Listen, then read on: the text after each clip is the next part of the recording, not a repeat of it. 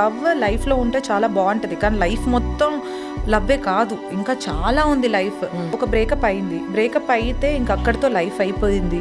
నీకు మీ మమ్మీ గుర్తు రావట్లేదా, మీ డాడీ గుర్తు రావట్లేదు, నీ ఫ్యామిలీ గుర్తు రావట్లేదు, అసలు నువ్వేమనుకుంటున్నావు, నీ కెరియర్ ఏంటి, నీ లైఫ్ ఏంటి, ఇప్పుడే ఆగిపోయింది, నా లైఫ్ అయిపోయింది, నేను ఇంకా చచ్చిపోవడమే అనేది కాదు.